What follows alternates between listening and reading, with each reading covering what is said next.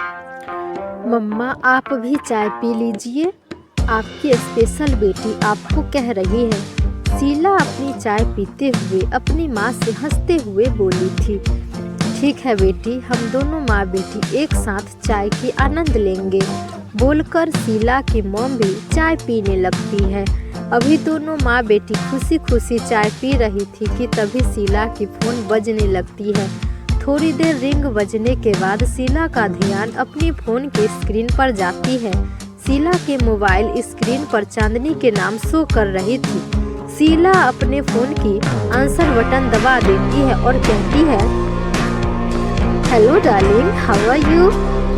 I am very fine मेरी जान, तुम कैसी हो और क्या कर रही हो?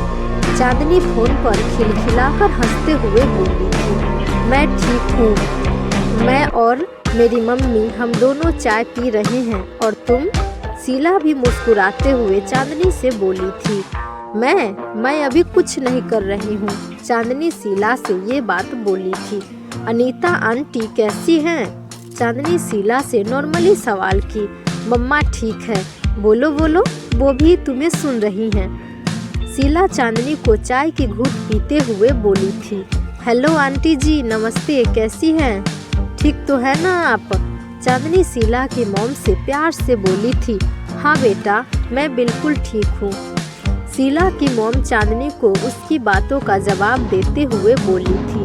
शीला दीदी कॉलेज से वापस आने के बाद मन बिल्कुल नहीं लग रही थी तो सोची आपसे बात कर लूँ। चांदनी की ये आवाज़ फोन के दूसरी तरफ से सुनाई देती है।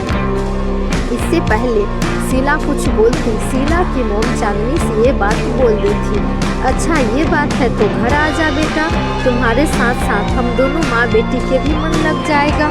आंटी जी, आपकी बात को कैसे टाल सकती हूँ, मैं आ जाऊँगी आपके घर, बोलकर चांदनी फ़ोन काटने ही वाली थी कि उसे शीला की ये आवाज़ सुनाई देती है। फ़ोन मत काटना, अभी बात पूरी नहीं हुई है। शीला चांदनी से अपनी ये बात बोली थी। अच्छा बाबा, नहीं काट रही हूँ फ़ोन, बोलो क्या बात है? चांदनी शीला से ये बात कही थी, जब घर आओगे तो राधा और रूपा को भी आने को बोलना। शीला चांदनी से बोलते हुए मुस्कुरा रही थी। अच्छा ठीक है, मैं उन दोनों को भी बोलती हूँ कि वो भी आ जाए। अब तो खुश हो तुम?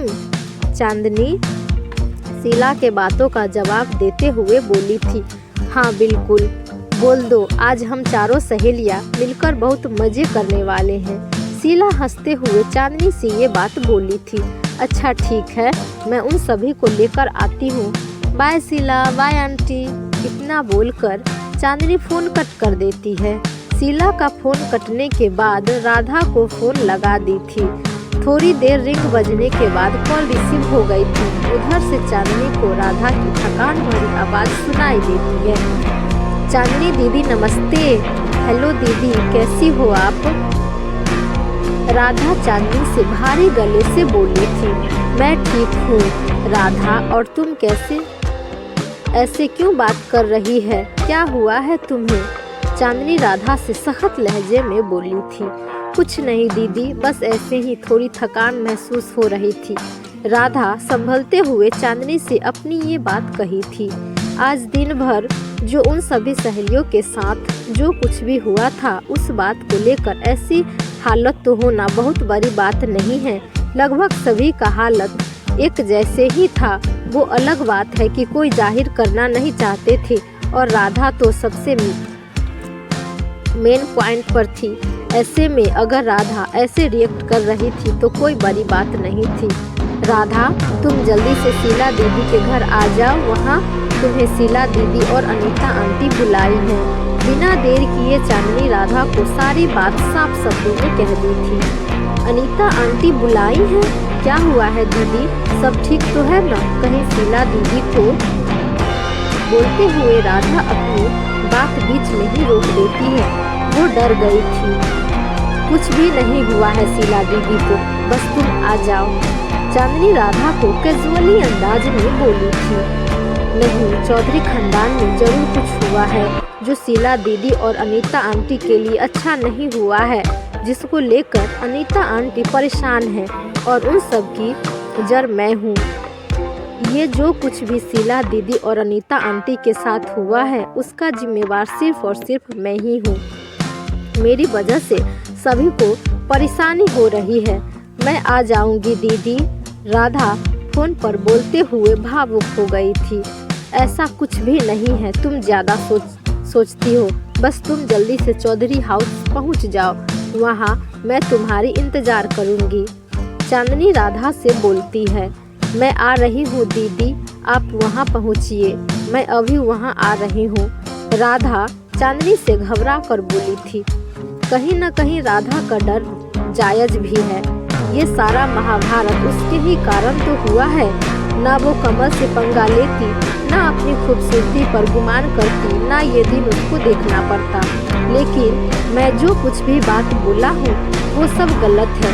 राधा अपनी जगह पर बिल्कुल भी ठीक है।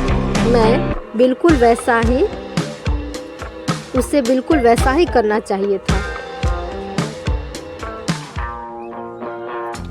जो कुछ भी उसने की है। खैर, कहानी में आगे बढ़ते हैं। राधा, तुम्हें घबराने की कोई ज़रूरत नहीं है। शीला दीदी के घर पर आओ, हम सभी शीला दीदी और अनीता आंटी मिलकर खूब सारा मस्ती करने वाले हैं। ये अनीता आंटी की दिल की इच्छा है, समझी तुम? चांदनी समझाते हुए राधा से अपनी ये बात कही थी। जी दीदी, मैं समझ गई। राधा चांदनी से बोली थी। समझ गई तो जल्दी से आ जा, और मैं अब फ़ोन रख रही हूँ। Okay bye. चांदनी राधा से बोली थी। बाय दीदी। राधा चांदनी से बोलती है और बोलकर अपनी तरफ से फ़ोन काट देती है। चांदनी अपनी कान से फ़ोन हटाकर जब मोबाइल के स्क्रीन पर देखती है तो फ़ोन कट चुकी थी। वो मोबाइल स्क्रीन पर कुछ टाइप करके फ़ोन फिर से अपने कान में सटा लेती है। रिंग होने लगती है। फ़ोन रिसीव होने के बाद फ़ोन के दूसरी तरफ से रूपा की खनकती हुई आवाज़ चांदनी की कान में गूंजती है। हेलो चांदनी दीदी, हाउ आर यू डूइंग? रूपा चहकती हुई फ़ोन पर चांदनी से अपनी ये बात बोली थी। आई एम फाइन मेरी जान छोटी डियर, हाउ आर यू? चांदनी रूपा से फ़ोन पर हंसते हुए बोली थी। मैं भी ठीक हूँ दीदी। रूपा चांदनी से बोली थी। रूपा, मैं तुम्हें कुछ बताने के लिए फ़ोन की थी। चांदनी रूपा को बोली थी। हाँ दीदी बोलिए ना, मैं सुन रही हूँ। रूपा चांदनी से मुस्कुरा कर बोली थी। रूपा, तुम्हें शीला दीदी के घर पर आना है। शीला दीदी और अनीता आंटी हम तीनों सहेलियों को बुलाई हैं। मैं राधा को फ़ोन कर दी हूँ, तुम भी आ जाओगी तो ठीक होगा। चांदनी रूपा को पूरी बात साफ शब्दों में बता दी थी। ठीक है दीदी, मैं तो बस चल दी, मैं आ रही हूँ दीदी। चलिए आज सभी बहनें मिलकर धमाल मचा देते हैं। रूपा एक्साइटेड हो गई थी। चांदनी की ये बात सुनकर उसकी खुशी का ठिकाना नहीं था कि आज शीला, चांदनी, राधा, रूपा और अनीता आंटी एक साथ सभी मस्ती करने वाले थे। जब सभी एक साथ होंगे तो आप सोचिए कि कितना बड़ा धमाका होने वाला था। मन झूम जाएगा। आगे की कहानी पढ़िए अगले भाग में। प्यार एक एहसास। कहानी पसंद आई हो तो लाइक शेयर कमेंट ज़रूर करें और चैनल को सब्सक्राइब कर दें।